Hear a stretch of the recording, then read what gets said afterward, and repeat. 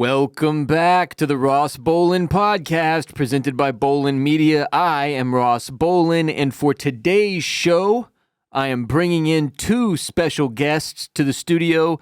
They're identical twins from Wisconsin, Shannon and Sawyer, known together as Twin Stunts. They deem themselves the world's best identical stunt twins, and as such, have 177,000 followers on Instagram, 60,000 YouTube subscribers, over 100,000 followers on TikTok. You can find them at twinstunts.com and on social media at TwinStunts, and subscribe to their YouTube channel on youtube.com/@TwinStunts as well. Watching their videos is a little bit like watching Band of Brothers for me, in that they make me feel like a huge pussy. They're a Yamaha-sponsored stunt team specializing in live-action thrill shows, riding motorcycles, and crushing stunts as twins. Twin Stunts! Let's bring them in now. Twin Stunts! First of all, thank you, dudes, for coming through Austin and making this happen. Will you briefly tell the people who you are and what you do? And this is going to be interesting because I've never interviewed two people at the same time. We've never interviewed at the same time. Two so this people is going to talking over each other. That's great. That's perfect. It's perfect for podcasting. We'll all three of us just talk over each other. Everyone's anxiety is going to be peaking. Yeah, the entire time. So, Sawyer and Shannon, You got it. the twins from Twin Stunts. You're identical twin brothers, correct? Yes, sir. Identical. Did one of you come out before the other? Oh, you got to guess this. You got kids. You got to guess the age number gap, or time gap, I should say, on this one. I'm going to say like 2.5 minutes. Ooh, that's You got the two part right. 2 hours? Wow. First person to ever Really? actually say 2 hours. Oh, that's wild. Yeah. Okay, who was first? I was. You were? Yeah. Wow. I was out of there. Do you feel like it makes any difference at all? I thought it did, but no. You don't feel wiser and older? No, definitely not. No? I got every worst trait as far as that goes. Okay. And y'all are from Wisconsin? Yep, we are cheeseheads from Wisconsin. Okay. J-Bone, Jared Borslow, former co-host, now host of Formula Bone, obviously. Oh, yeah. Not from Wisconsin, but loves Wisconsin, went to school in Wisconsin, now lives back in Wisconsin. So another one of my favorite people, J.J. Watt, went to school in Wisconsin. I feel like I have some connection to Wisconsin is what I'm trying to say here. It's good. It's good Yeah. out there. Yeah. At what point did y'all realize that this is something that you could do and like for a living? So that's where the story really starts to get deep. I mean, it really started obviously as a hobby, just me and my brother here riding around in the parking lot having fun, and then we had a lot of good people around us that kind of said, hey, you guys really, take this seriously, you might be able to make something of it. So we made the great decision to drop out of college. Well, not drop out. We finished our 2-year community school degree and started spending every waking minute we could riding motorcycles, and started just taking off from there. So y'all grew up riding, and like when I'm looking at your videos, sometimes I'm like, is it like a dirt bike or is it a full-blown motorcycle? And I'm pretty sure y'all are sponsored by Yamaha? Yep. Yeah. Yeah? Yeah, so we're actually riding factory Yamaha street bikes. So they're what normal people ride on the road, and then we put a couple stunt parts on them. Actually, everything we have right on our own website. When we're not doing shows, we're doing that. But that's pretty much the thing. It's street bikes made into some wheelie bikes, and grew up riding dirt bikes. My dad. What age did y'all start? My first dirt bike had training wheels. I actually crashed it right into my mom's walk-in freezer. Shit. Business she still has, put a big old dent in it, and that was, end of riding there. Long story short, we actually do shows at that racetrack now. We get paid to go there, so it's kind of funny. I always tell It's a full circle story. Oh yeah, I always tell a story on the mic. Like, you go up the hill, my first crash was right here, but first thing had training wheels, and then after that it was game on. We just loved always just riding for fun. Never could wheelie. It was never the idea. We just raced dirt bikes. Kind of did that normal route, and then quickly we met some people and just spiraled into the stunt riding world. So people noticed like, hey, y'all are really entertaining. This is fun to watch, and we think you could do something legitimate with this? Yeah, so basically we got to give a big shout out to our current, I kind of want to say ex-teammate now because he still rides, but he's got 2 kids now on the way. So we do a lot of shows that he used to do. Bill Dixon, he kind of gave us a pat on the back one day. I was like, hey, you guys are pretty unique. You got this twin thing going. If you get some good tricks, build a brand, you can definitely take this somewhere. So we just took some words of encouragement from him and ran with it. It's crazy watching y'all do your thing on YouTube, and obviously I follow you on Instagram and TikTok, but I can't get a feel for what's more important, doing the stunts that y'all do, between balance and strength. Which one do you think, what attributes make y'all good at what you do? Yeah, so it's more so balance and knowing what to do, when to do it. So timing? Yes, yeah, there's a big joke we have. I'm the lightest guy on our team. I'm 148 pounds. It's dripping wet. It's not much, and I ride the heaviest bike that we have, and it's all in knowing how to use the bike's weight with your weight and timing, brake throttle control. You could be the tiniest little guy, and as long as you know what to do, that's what really, benefits. And then also you gotta be strong if you go down though too. If you're falling every day and you're not flexible, you're not strong, you're gonna end up back in the truck hurt. Yeah. We used to not take fitness too seriously. We used to not ride as often. Now we try to ride any day we can because we feel like if our body's in that motion, it's just better overall. Yeah, when I was talking to y'all preparing for this interview, you mentioned that you had found a place to park the RV nearby and y'all were gonna Uber over, and I was like, damn, because I was kind of hoping I'd get the experience of hearing the bikes roll up into the driveway. Oh, I had to hit rev limiter rolling in. Yeah, If they're dude, inside, I'm we got to at least wake them up. I was in the kitchen just now waiting for them to show up, and all of a sudden I heard it. And I was like, oh, there it is. There it is. So hopefully while we do the interview, Kade can prevent y'all's bikes from being jacked from the Bolin Media driveway, because that would be... Austin should hopefully be good for us. Yeah. It's our first time here. It's just Texas gets a little hairy sometimes. Yeah, you never know, man. We get real far down there sometimes, and we never know where we are. We'll book a show, and all of a sudden we look, and we're like, oh man, it's not a good city. We've been in some weird spots in St. Louis before, so we try to ask before we just leave stuff now. Yeah, you never know. You never know. It's good to... I'd rather be safe than sorry, right? Y'all just came from Kade, Texas, right? Yep. Which is basically Houston. Yeah. A lot of the time when people ask me where I'm from in Houston, the way I describe it to them is between Kade and Memorial. So between where y'all were and then the Memorial area, which is a pretty nice area of Houston. Where are you headed next?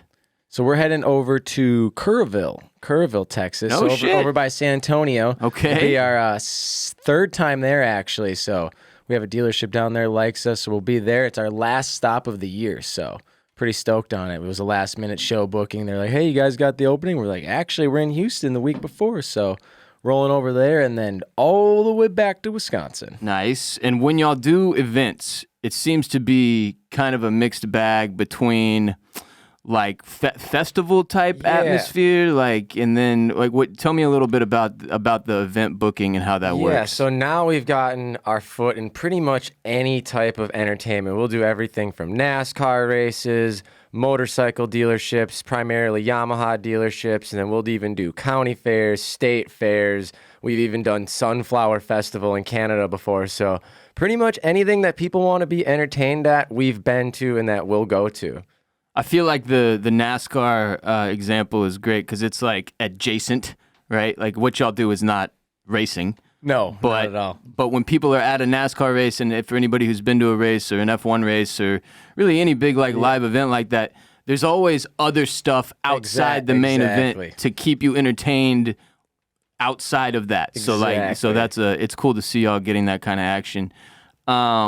Do injuries play a big part in y'all's world? This year was a really good year, actually. We both had a full injury-free. I say injury-free, meaning we both rode all season. Obviously, there's always going to be injuries you're working through. He literally broke his toe a couple weeks ago loading the motorcycle. The ramp fell, smashed his foot.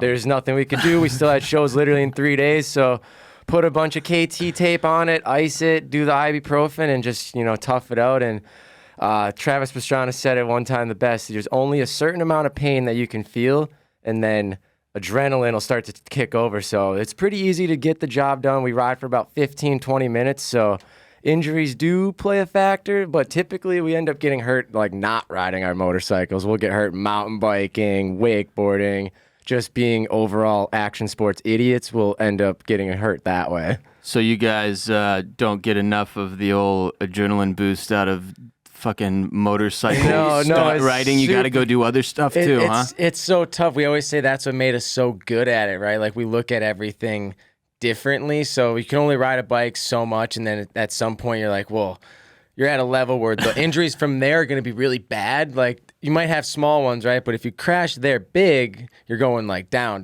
right? So you kind of got to like weigh out your options. So like we do a lot of like wake surfing during the week, kind of stuff that like is less impact if it goes completely wrong. But at the end of the day, it's all not great. We love just adrenaline. Last year, I took myself out for 6 weeks mountain biking at Woodward. I had no business probably being on that chairlift, but we drove past and we were like, wow, that looks sick. You turn the RV around, boom, broken shoulder. Oh. So, not great. You know, there's things that happen, but, you know, we're action sports junkies and we grew up snowboarding, skateboarding. That kind of, like you said, is what accumulated into this stunt riding career because until the age of 18, we couldn't even ride a wheelie. So there's definitely a lot of other sports that played a big role into why we are as good as we are now.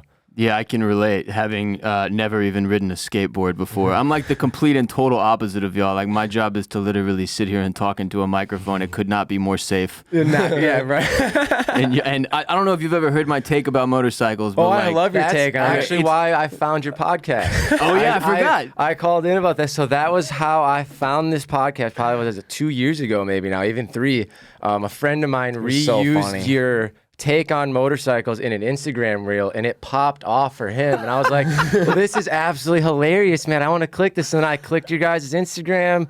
You know, long story short, couple things, boom, Spotify. And then we started doing the Patreon, and that was that. All because of that motorcycle take, though, is how we're sitting here today. That is so fucking funny. Because for those of you who haven't heard it, generally it was like, I just don't understand motorcycle people. Like, I'm clearly just not one of y'all.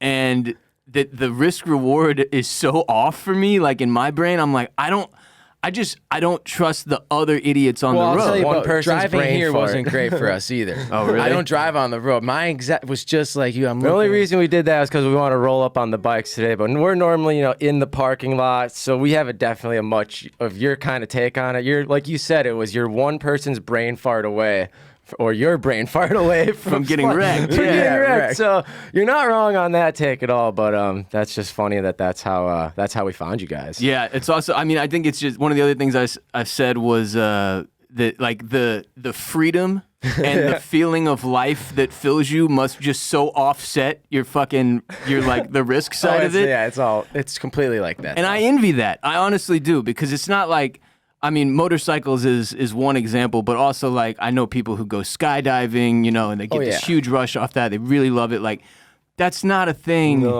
for me. Like, it's just not in the cards. Yep. And I don't know. It's like maybe one day down the road or whatever, but it's always fascinated me, especially because there's a lot of people with motorcycles in Texas, man. A lot of people with bikes in Houston, where I grew up. Biggest scene in, like, honestly, United States, I think. There's a dude at the dealership this weekend. He had a 2021 with 60,000 miles. If you had a bike in Wisconsin with 60,000 miles, people would think that should already be in the scrapyard. Like you don't get 60,000 miles on a motorcycle where we're from. But down here, like, people buy a motorcycle and that's all they ride every single day of the week. Especially in the hill country outside of Austin and in central Texas, because there's a lot of scenic drives you can go do. People love that shit. There's like particular times of year when it cools down, pretty much where we're at right now in November, where it fills up. And like certain weekends, you happen to be on the highway, you'll see like a pack of 30 bikers. Mob right past Boys you are coming. on their way to the trail. And it's always been interesting to me. It's always something I've been like kind of fascinated by, how people have like such different mindsets, right? Are kind of preset for certain kinds of. I think a lot of it is how it is, how you're raised and how you're grown up, like how you're brought up. Oh, definitely, definitely. We grew up, our dad had a motorcycle. I think my mom made him sell his Harley for a while we were being raised, but then when they got divorced at like 13 years old, Pops right away bought a Harley. first thing he did? First thing he did, that was his like divorce present. He called it to himself. He went back to the dealership, got a hog. So Yeah, see, the first thing I did was buy a gaming PC. Yeah, so me and your dad are not cut from the same cloth, No, he man. doesn't even know how to. He can't even type with home row, bro. That's where he's at. Still. So, it sounds like injuries are something you have to deal with sometimes. Oh, yeah, they right? are. Like, They are. They're going to come up. It flacked us at the beginning of our career a little bit. We had some like bigger injuries that were like you couldn't ride through them, kind of stupid ones. You know, like we just honestly were just dumb and learned. Like one, I almost lost my foot. I didn't fill my gas tank full.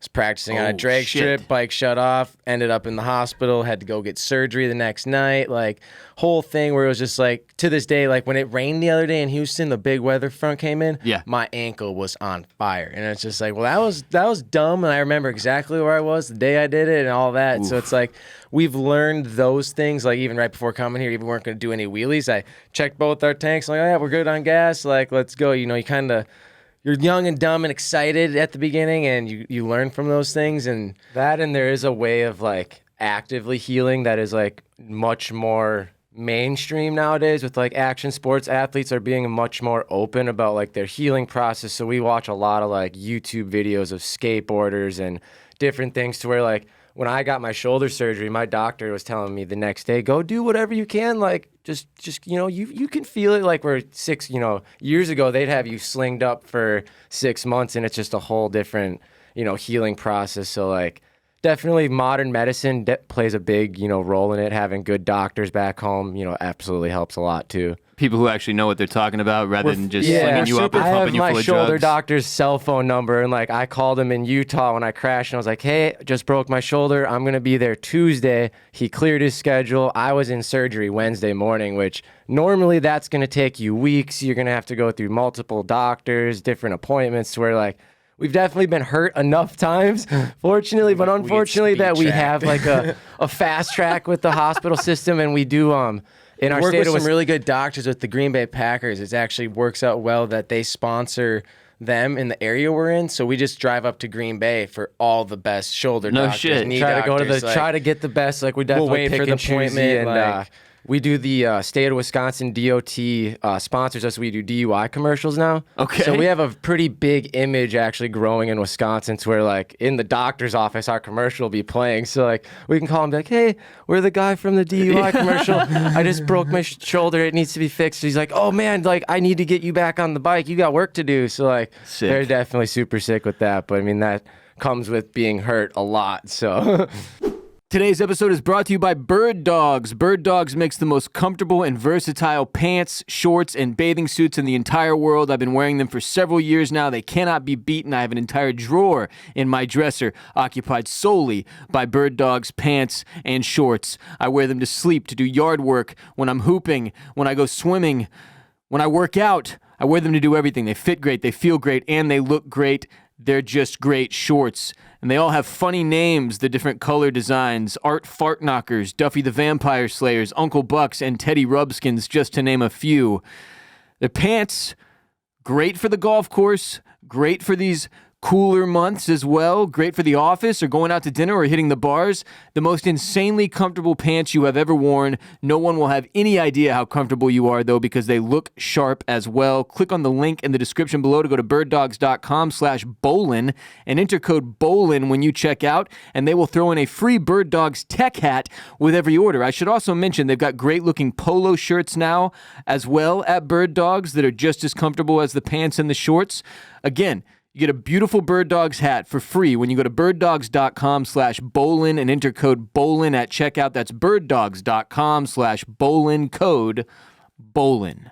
And then there's, how many years into this are y'all at this point? So I started like riding, practicing wheelies, stunt riding at the age of 18, right out of high school. 2015. And then basically we rode for about a year or two and then really tried to like start doing shows, and we started just doing small local gigs, and then it kind of slowly cascaded from there. And then you, at some point, figured out how to tap into social media. Yeah, so social media was big for us. The last, year or so is when we really saw a really big spike on Instagram. We had a couple reels that went dumb viral. I think my most viral one has like 50 million views or something God, on one okay. individual video. And that took our page to a whole new level. So we just saw it running, saw the fire coming, and just started pouring gasoline on and just started pumping out content. And right now we're doing really well on YouTube. So that's what we're really pushing right now. Yeah, it's funny that social media, it's kind of cyclical like that. Like when TikTok, suck. TikTok dropped, and it was like that was a So, place where you yeah, could build a crazy following, and then all of a sudden the fire hose got turned off, and you're like, okay, well now nothing is really happening here, so it's YouTube. You know what I mean? You kind of have to like keep your eye on which one is actually giving you the exposure. But they all want you to give all of the exposure all the time, which is the problem. If you don't feed the fire, there's no fire, and it's like, what am I supposed to feed? Yeah, it's a fucking nightmare. And then one will pay you, and then they'll stop paying you 1 month. It's like, well, where'd that go? There was a bonus program here. Now it's not here. So then you go to the other one, and then they don't feel your love because you stopped, and it's like, where am I supposed to go? It sucks, man. Yeah, and then that's like my whole job. Yeah, I know. Like, it's terrible. That's why we try to like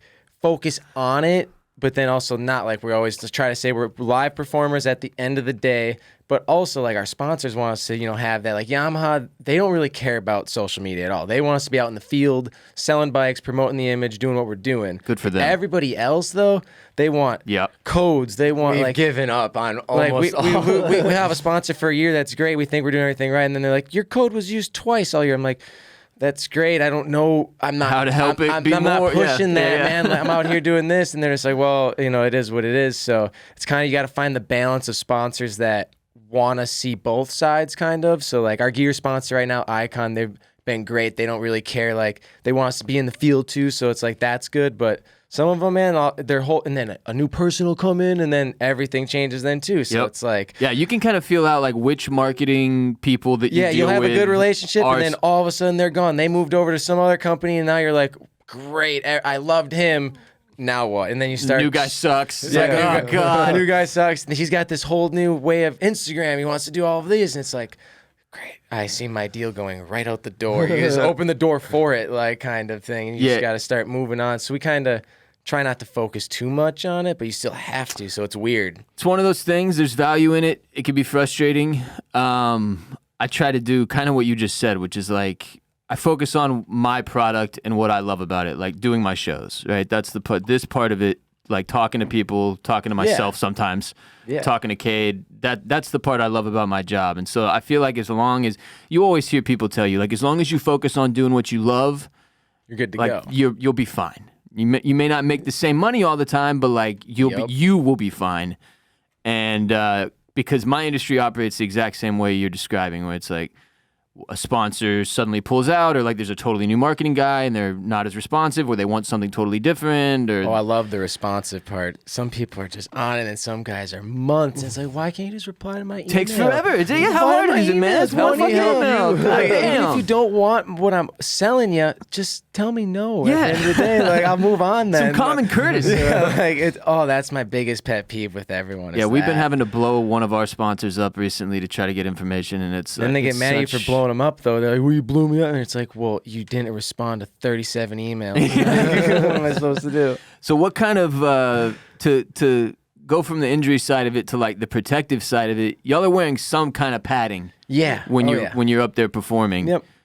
What does that look like? Yeah, so we're wearing Icon Motorsports riding gear. So we're wearing jeans that have knee pads sewn into them. We're wearing just a standard motorcycle jacket.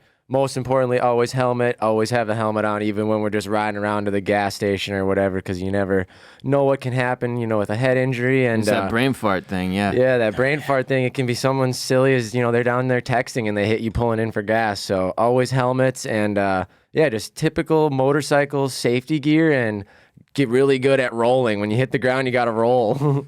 And what happens when you break a bike?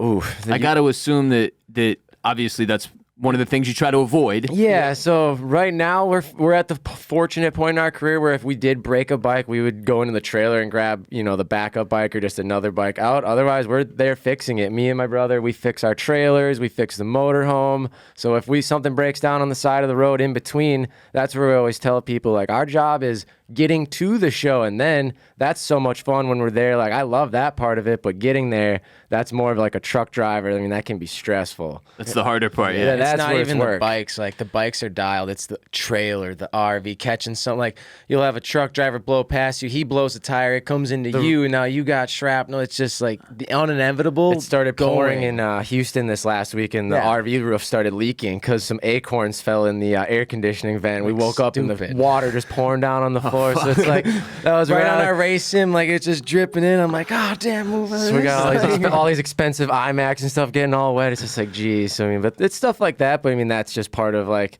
I remember I called in on a take like that, and that's just what we chose to do. So it's, you know, getting there, you deal with those things. We've gotten a lot better. We pack spare parts, we pack spare tools.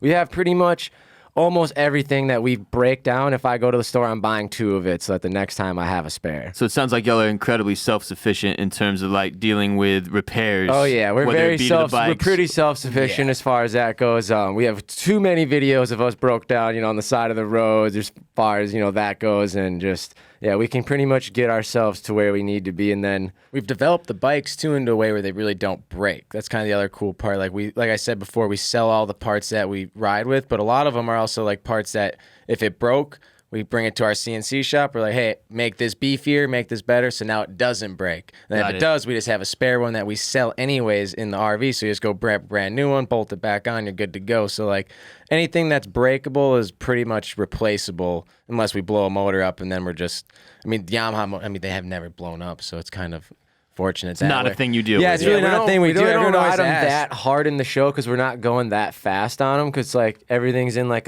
usually like a 200-foot, 250-foot long area because we're Right. inside of an event. So we're really not getting that much speed and that much damage on them. So we change the oil every couple shows, new tire pretty much every other weekend, and just kind of keep on. We haven't really done a thing to either of our bikes all year besides put gas in them.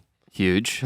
So you're moving around, you're going around the country. You've got the RV, which I assume is where y'all are like, that's where you crash, that's where you're sleeping, that's where you're eating. Yep, that's the home base on wheels. We always say wherever that's parked, that's where the home is. The zip code's always changing. And then y'all have got the trailer behind that with the bikes in it. Yep, so we got the trailer behind it. We got the 2 dogs in the RV, and then me and him will both, so that's what's nice about having the RV now. Like, so we'll both fly in and out. Sometimes we both have girlfriends. Mine's in Wisconsin with the little guy, and then his is in Boston. So, like, for example, if the Yamaha dealer has room, we'll just stage that thing up there a week in advance, fly in real quick, fly back if it works out. If not, we're just truck stop to truck stop, campground to campground in the RV. We'll go ride with people if we have time. So it's always like a 50-50 of like we get to sometimes go back, and sometimes we're just like on the road riding, doing the thing, making content. Y'all are on the fucking move, man. Yeah, grinding. It's a grind. Like, and I'm fine with 2 dogs when I do it to go back home too. So like my mom will take the dog sometimes, but most of the time they're with me. So it's like I got these 2 things. Yeah. And it's a whole thing, but I love it, and it makes it good. And yeah. So as far as y'all's equipment goes with the bikes and everything with performance-wise, are y'all everything covered by sponsors at this point? Pretty much. We have it to the point where if we're not getting it sponsored, we're selling it in a sense. Like, we'll make it for ourselves. So pretty much everything that way. Like, Yamaha helps us with our PA, our tents, our safety walls, all that good stuff, generators, anything that's like big, expensive stuff. The bikes, obviously, we get the bikes each year. That's very fortunate. But then everything else is, like I said, either gear sponsored or we sell it straight on twinstunts.com, and then we're making it off of the back end of marketing it. So there's always a way, but nothing's on our bike that's either not sponsored or ours in some fashion. How long did it take y'all to get to that point where Every you day were, we're were working set on up? it. Every Still day. today, every day we're It's a putting new grind, parts but on pretty- the website. We really developed it during COVID was when we really launched our twinstunts.com, because we had a bunch of shows get canceled. So we had to look at ourselves like, Oh shit! What Yeah, are- I didn't even think about that. what are we gonna Yeah. do for money right now? So it was the first couple months of COVID were really rough. So we were like, oh man, we got to think of something. So we took the RV, took it to Kentucky at a friend's shop who makes stunt parts, and we were like, hey man, we have these 3 parts we want to make. We sat there, developed them all. Ran a power cord out of his thing. Lived at his Just shop for like- 3 weeks. No shit. Sat there while he was building the parts. I was inside learning how to run a simple Wix store. Launched it. Looked terrible. Got it out there, and within like the first couple weeks, we were like, oh man, this is like actually something. So then we ended up reinvesting that money into the store, getting it better, laid out, all that fun stuff, and it's just taken off from there. Now Nice. we're shipping parts from my little town of 500 people in Wisconsin. We're sending stuff to Japan, North Korea. When they see the things come through there, they're like, "What? How are you finding these people?" I'm like, "They just order it. We have fans all over, and there's a lack of quality parts overseas. It's really hard to get good parts. So a lot of people will buy our stuff internationally now. So it's definitely grown much bigger than we thought it was gonna." Sick. Have you ever seen the movie The Place Beyond the Pines? Mm-mm. You haven't seen it? No. Oh, you got to watch this one because Place Behind the Pines. Yeah, Place Beyond the Pines. Beyond the Pines, And okay. it's like Ryan Gosling is in it, and he essentially is like a stunt writer for like a traveling circus at the beginning of the movie. Okay. But like I don't know how to describe this, but it's like the big cage, cage, but it's the a circle. wall of death- the wall of death. That where three Yeah. dudes get in there and they're all going around. Like, so he does that shit Sure. at the beginning of the movie. Anyway, it just I gotta some of watch what y'all were this. just saying Yeah, just no, that's- reminded me of this movie. It is dope though. It's a really good movie. It's like one of my favorites, but also involves some stunt writing. Yeah. So thought I'd throw a Place heck Beyond yeah. the Pines plug in Yeah. there today. No, I'm gonna have to watch that on a rainy day here for sure. So who like different arenas, like, people grow up, want to be a basketball player, obsessed with basketball. They look at like Michael Jordan or like LeBron James to give you the two most stereotypical Oh, yeah. idols. Like for y'all, who growing up, who did you look at as a That's the really unique part of this story. So we grew up. My mom owns concession stands at a racetrack in Okay. Wisconsin. it's like a and, restaurant, not a concession. Yeah, it's like a full blown restaurant at the racetrack, right? And it overlooks the stunt show area where we now perform. So we were always like 8, 9, 10 years old. We would hear the bikes. They would do the same thing when we pulled in. They'd bang the rev limiter a few minutes before the show, and we would run down the hill and just stand at the fence.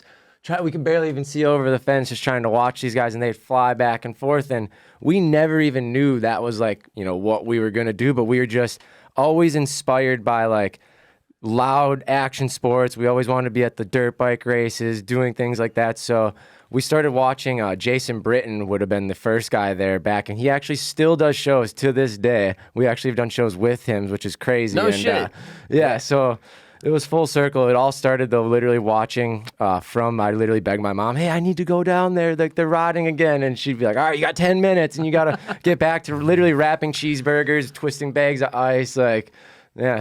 I always wanted to not be wrapping the cheeseburgers. At the end of it. I just, for some reason, as a head of my kid, I thought I was gonna get stuck there. Like for whatever. Oh, yeah. I want to do something cool. I always wanted to be either the race car driver or the guy on the bike. I'm like, that's sick. Like not knowing what they were doing, I'm like, I just want to do something else besides this. Even though now I look at it, I want that business. I want to buy it from her. Like when she retires, like it's sick. But at the day, I'm like, I don't want to do this. I want to do something else. well, especially as a kid like you just that. see Yeah, that you doesn't see all the cool shit. that doesn't get you as excited. Yeah, you see the Yeah. cool shit every weekend. Like they got one weekend, it's Ferraris there, and then you got bikes there, and it's just like, man, this So is we were all so exposed to a cool. lot of different things growing up, which definitely sensory helped overload. fuel if you us to will. want to do something else. Yeah, that is one thing about going to like like a monster truck deal or any kind of like bike event. Like it's fucking loud. Oh Like, yeah, it's loud. fucking Both of our hearing is trash. We would literally be kids and we would run across this aluminum bridge to try to beat the cars as they were just full speed,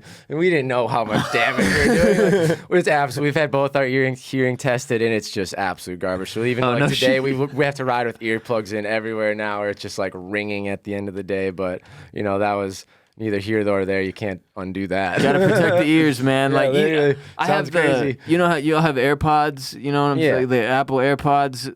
Whenever I'm listening to music now, without fail, every single time, I eventually get one of those warnings. It's like you I need think to that turn warning down the needs to- I think volume. that warning is just not loud enough, though. Yeah, that shit always makes me feel bad. But I'm also like, this is nothing compared to what like when I was in high school. For several years, I had a was not system in good. my car, like a crazy system that was turned up at a ridiculous volume. Oh, yeah. Always. And like that was definitely bad for my ears, but I'm not sure about It this felt AirPod good shit. to feel. I thought something broke in the RV the other day at a stoplight, and it was just some dude with a huge system, and you don't get a lot of those where we live anymore. Oh, you get them down here, I was dude. like, oh man, Oh, this yeah, is it's the sick. sound Good comps down rattle here. in the windows. Dude, especially in Houston, like it's actually more surprising if I'm at a red light in Houston and don't feel There someone is no- else's bass than the other way around. Something's wrong. It kind of feels eerie. Yeah. This is too quiet. I don't know what's happening here. So how many many different cities in the U.S. have y'all hit at this point? Man, so Lose count now. yeah, we've been to pretty much almost every state we've done a show in practically now, I would say. Either that or we've driven through it to get to another event at this point. What about Alaska? Not Alaska, but we've done Canada. So Okay, we've yeah. broken the border, but we haven't gone up to Alaska. We were supposed to do the Alaska State Fair, but it was the roads that are to get we there. can't get there. It's gonna it'll so they literally wanted to break ship the our motor bikes, and it was a whole. It added been a like $10,000 to the Logistical thing. nightmare. Yeah, not for us, but for their pricing, it was like we hit them with the bid, and they're like, "Yeah, we're gonna find someone else." We're like, well, They would have to kinda put them makes on sense, boats in like- California and then bring them there because it was like, we're not driving there. So do y'all handle the business side of it too together? 50, so it's kind of like a 50-50, almost 50. We have a manager agent too, and he helps us with a lot of like our bigger sponsor end deals. Like he's the negotiator. It definitely helps you as you have a manager when you're not negotiating for yourself. But we do a lot of our show bookings if people are calling us about, the setup, and we definitely are like very hands-on with our program though. So it's not just like, all right, we're the performers. No, absolutely not. Somebody else has got to figure all this shit out. Yeah, No, there's we definitely- figure out most of it, but if there's ever like an issue or a red flag, I just call it like my get out of jail free card. Yeah, if we have, like, you an gotta call- you insurance gotta call issue Josh. or So I'm just something, like, you you just know. gotta call them, and they're just like, "Who's them?" Oh, well, that's my manager. You don't want to talk to him, and they're just like, "Oh." So then you kind of like back yourself that out helps. of that corner if you need it, but most of the time we kind of like avoid that and just get it all It's done. just and- easier to do it yourself. It's the old saying: if you want something done right, you do it yourself. Yeah, But, it's hard to disagree with that. It's good to have a good, solid team though around because there's definitely meetings that he goes into that we just aren't capable of saying the same things and leveraging ourselves the same way as someone talking for you can. Yeah. It's easy to say you're awesome, but it's better when someone else is saying you're awesome. That's a very good way of putting it. Yeah. I can do this. I am great. You're like, sure It's you a can. lot of yeah. Yeah, exactly.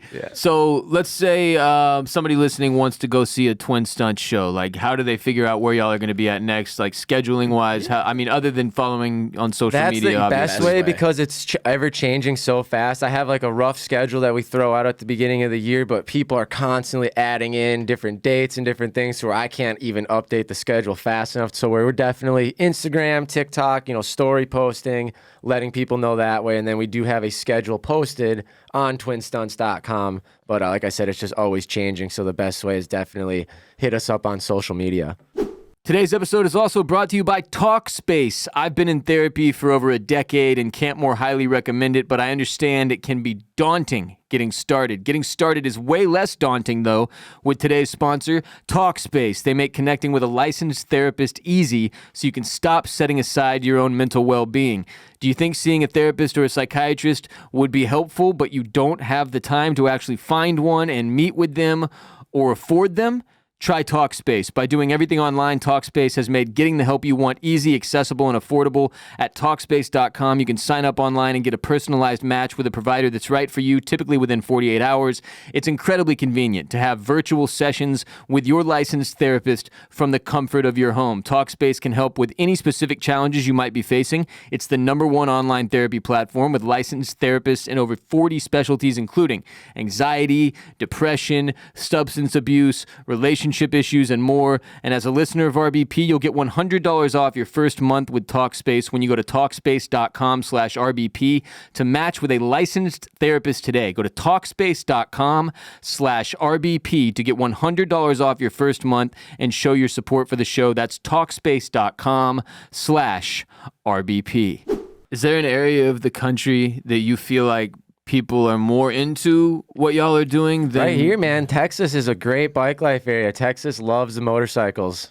We do Yeah. a lot of shows down here. We do like sometimes 5 to 7 shows in Texas a year. We always between start. the I was area. telling Kade at the beginning. We usually start our season in April in Texas because it's warm here. It's snowing back home. It's typically still in April, and then we always end in April or end here in November in Texas as well. And then what during the off season? Like, what do y'all focus on? We get about a week or two where we go relax, and then we usually will build some ice tires. Once it gets cold enough, we do some ice videos, and then What do you mean build ice tires? we put screws. So we'll take screws and run them into the so motorcycle. you literally tire. turn them into ice tires. So yeah, we do a couple things, and we work with some YouTubers with the Sea Boys, and we go up there and we film some ice projects with them, and so we do a couple ice things, and then we actually have an indoor show in Canada first week of January. So we really don't have much off season. February and March is our real off season right now, and then April we're back in Arizona for Bike Week.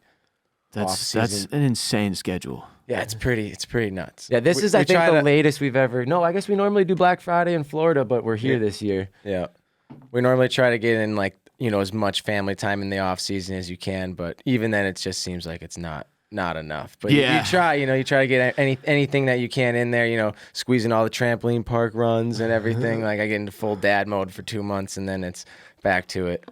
Back on the road. Yeah, man. That's like I think it's the thing that everybody who even if you find something you love as your career, like you end up bumping up against like the work-life balance thing, right? And absolutely. It's tough. I mean, I'm 12 years into this now, and I feel like I'm starting to get it a little bit. Like the personal life, work-life balance split is a little bit healthier for me now. And the light switch, you can shut it off kind of. Yeah, but you know what I'm saying? It's like anytime I get into that place where I'm like, all right, I'm finally focusing enough on myself outside of what I do for money. Yeah. Then I feel that draw. I'm like, well, then that means I could be doing more. Yeah, and it's like I should be making more YouTube edits, or I should be doing this. Yes, and it's that's where every entrepreneur's downfall, I think. Yeah, it's stressful, man. But it's also the reason you're doing it and not working for someone else. Absolutely. And you're making your bills paid on time. And that's why I always try to tell my girlfriend, like, there still is a light at the end of the tunnel. It sucks when you're gone for 4 weeks at a crack, but I'm like, hey, if we need the money, I'm like, I got, it's there type of thing. It's very tough to balance that and see it all. But I mean, they both understand. I mean, both of our girlfriends, he's gone more than I am. Like, he barely ever gets back to Boston. Like, where I get to go back to Wisconsin quite a bit more because of all of our stuff there. We do shows there, our family's there, our boat's there, our house is there, shop's there. So it's like, I get a benefit. He's just trying to, he does a good job with it. So now you guys should motivate you to like get more business going in the Boston area. Oh, right. I don't want to go to Boston. I don't like that. You don't like Boston? No, I don't like. Not a big fan of the big cities. I mean, they're good for shows, but get in, get out. That's my philosophy. Yeah. Like, I hate the traffic. I hate all the people. Dude, as soon as we hit Houston, I was like, bro, you got to get out of the driver's seat. Like, you can't. He's like, it's rust. I'm like, that's what it does here, man. It's not. He's like looking for different routes off the highway. I'm like, bro, you're not gonna go anywhere there faster, dude. You just got to sit in this. And my route's the same in Wisconsin to the shop every day, unless I hit a tractor, and then it adds 5 minutes. Oh, dude, like that's it. That's all I worry about. That's the fucking dream. There's not one. There's like maybe 2 stoplights from his drive, which is a 45-mile drive to our shop. There's probably 2 actual stoplights you're gonna see. Yeah, y'all know I don't like the driving. That's because you grew up in the wrong state for your driving. Dude, growing up in Houston. It didn't used to bother me just because it was like all I knew. I think just like I was just like, oh, whatever. Is it always this crazy, or they get crazier though? As it is right now? Yeah, you mean? like doing 90 at 100. Oh, dude, it's been insane my whole life. Oh, man. It got a lot bigger over the course of the last 20 years. Like when I was a little kid, I-10, which is probably, or I-35, I-10. Yeah. Might be what y'all took out of there to get here. Yeah, it runs all the way to Arizona, doesn't it? You know how it's like, it's like 8 lanes wide now. It's fucking enormous. When I was a kid, it was like half of that. Yeah, and then at one point, they did massive construction. But like, everybody in Houston So drives very, very fast, way over the speed limit. It's probably where my motorcycle take developed because I was just watching people like, this is not fucking safe. No, there's a death wish out there. That's a totally different type of motorcycle ride. You gotta drive aggressively in Houston to stay alive. You're an offense, not a defensive driver. Then I moved here, and Austin is the total and complete opposite. Where not so much now because it's a transplant city. There's not that many people in Austin that are like Austinites, but back when I first got here 12 years ago, even it was like nobody was in a hurry to get anywhere. Like nobody had a fucking job to get to or any appointments. Everyone's just chilling high, driving incredibly slow, and I was like, what the fuck is this? Now it's a disaster because we've got like this mishmash of Californians, people from Houston, people from Dallas, every major Texas city. And no one developed the roads right. With all these over-under turnarounds, my RV hates those. Dude, Austin is a disaster. You can't be aggressive in a 65-foot RV, and you're doing these under-over U-turns. Everyone's with blowing all the the horn homeless at you. people. It's like, just like, what are you gonna do? blow the horn all you want. I'm just gonna stay in my lane. I feel like one of those commercials, like with just the old people that like, have no business behind the RV. Yeah. Like, well, I'm just here. I'm doing my thing. Well, shit, man. Anything else y'all want to cover while we're here? Like, I'm obviously not motorcycle guy, so I don't know all of the best questions. Probably. I don't think so. No, Not you guys need to keep doing your thing. Your pod's been great. We stack up the episodes and then we'll crack out 15-hour drives just listening to them. Dude, they're it's fun. my favorite people to hear from are people who have jobs that lend themselves to listening to podcasts a Yeah. lot. Usually people who travel, but Yeah. also like we've got like a contingency of listeners who are farmers that are like on track, like big ass Yeah, tractors all on day long, farms all yep. day. And I'm just like, yep, that's Can't listen to the same music literally. on repeat. And like, The other day, my mom was like, "What in the hell are you listening to?" Because I had you just on the headphones, like on loud, walking through the house, and she's like, "I was like, it's a podcast." I was like, "It's information besides the world news that you take in every day. That's so great." She's like, "Well, I don't listen to any podcast. I don't know what a podcast is." I'm like, it's just such a new thing that it's just really cool to dude. see. A couple of years ago, I had a friend ask me, "How do I get a podcast?" And I Yeah. was like, "What do you mean Like, by you that?" don't He's like, "Where do I go to like get your podcast?" And I was like, "Dude, it's in the internet. It's not a store. You don't That's go to just like the Best most- Buy that's the and." wildest Go through the- question. He's like, the this guy's rack. my age, and I was just like, "What the fuck is happening right now? How can you not? You don't understand the concept of a fucking podcast? It's crazy." So, I think at this point, it's gotten a lot more mainstream. Oh yeah, I think The so. podcast world is pretty huge. Especially, Everyone has a podcast. dude, in 2020, during the pandemic, it was That like was the thing to do. it was insane. It's either start an OnlyFans or start a podcast. There's like, yeah, exactly. Or in a lot of cases, both. But like, there's not like a world event that could happen where suddenly you're looking around and you're like, oh shit, everybody's a stunt rider now. There's No, just stunt no. riders. That was what me and him were fucking saying the everywhere. other day. That's what happened with podcasting. I was like looking around like, oh good, every A-list celebrity on the planet now has a fucking podcast. Fantastic. I've done this for how many years now? And Yeah, I'm now, just- now they're all here. Just sitting here on my thumb, like, great, this is great. This is really fun. Everything is fine. Everything is fine. Well, thank y'all for taking the time to come through Austin and make sure we got to do this. no, yeah, thanks for No, having us. this is way better than doing it over a Zoom. That just wouldn't have worked. That No, would have been lame. it's not the I same, will, dude. if I'm scrolling through, even if it's like my favorite podcast, and if I see that they have someone on a phone thing, I'm normally. I'm Like, nope, clicking not past it. today. It's hard. I I can't get behind it. It I doesn't clicked sound past the the same. ones with J-Bone when he was up there It just it doesn't. Dude, the sound first audio. couple were hard. I was like, it's not. I tried to tell, like, my dad was like, why don't you just have tough. Jared still do the show from Wisconsin, like before The mics Jared don't moved. link up right for whatever reason. The sound is not right. Maybe they'll be the there in a energy year. isn't the same Yeah, either, because true. it's like it's just different when you're sitting in a room able to look at somebody and like Yeah. read their facial expressions versus like having to pay attention to Zoom. And like typically for me when I'm doing interviews on Zoom, it's stacked right here Yeah. literally, and then I've got my computer and I'm having to look at them and look at my outline to make sure I'm not missing any of the questions. I just don't enjoy it as much. Yeah, So it's much more stressful. No, it means a lot having y'all come to the studio, and it's always cool. Like I remember the first time, I think it was you that explained on your hotline call Yeah. on Patreon. You were like, you brought up twin stunts, and I was like, twin stunts? Yeah, the first that you What made is it. happening? You made it the little picture or whatever on Patreon. I'm Yeah, like, dude. Yeah, like I pulled y'all shit up and was like, oh my God, this is fucking crazy. Like I love hearing from people who do interesting, cool shit for a living. Because I like to picture myself doing that. You know what I mean? Well, you're Like- definitely doing that. You're definitely doing to that. well, when you've done it for long enough, I think, and when it then becomes like a mainstream deal, like I was saying with like 2020 and the Correct. explosion, then it doesn't feel as much. Doesn't feel as unique anymore. Yeah, but even so, Hey, as long as you're paying your bills with it, though, it's still No, unique. 'Cause a lot of guys, definitely. I'm not complaining. Podcasts, they're just podcasting. I'm not complaining. Absolutely, it's like 99% of the shows You know? are not making any money off of Yeah. that. So I definitely feel lucky. I just I love hearing from people who are doing something they're passionate about That's and making a living with it, and it means a lot more when it's somebody who Oh, yeah. actually listens to my show too. I'm like, this is sick. So thank y'all again. Y'all make sure you follow Twin Stunts everywhere.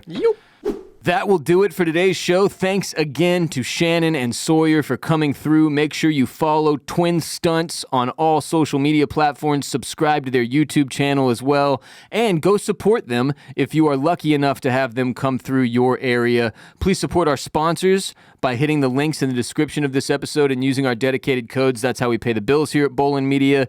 To check out our other shows, go to bolinmedia.com. For all the F1 fans out there, we have Bolin Media's premier F1 programming Formula Bone, hosted by our own Jared J-Bone Borislow. You can find that show at youtube.com/@formulabone with a preview and a recap for every single F1 race all season long.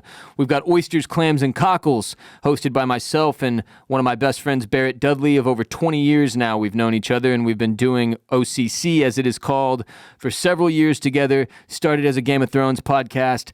Now we cover whatever it is we are watching, and currently we are watching Foundation Season 2 on Apple TV+. Check out Oysters, Clams, and Cockles wherever you get your RBP. And if you're a Houston sports fan, check out my Houston sports show, Banging the Can. Hit bowlinmedia.com/shop to grab yourself some RBP merch.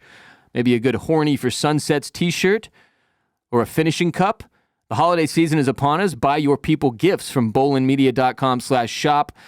Follow me on Instagram and Twitter at WRBolin, at WRBOLEN. This episode of RBP is presented by Bolin Media. Video of today's show was produced by Kade Orris. Go to youtube.com/@the-Ross-Bolin podcast for full video of our show, plus funny clips in the form of YouTube shorts. We'll be back later this week on patreon.com/Ross-Bolin podcast with another ad-free exclusive episode just for our supporters on Patreon, just like we do every week. Until next time, peace be with you. And also with you.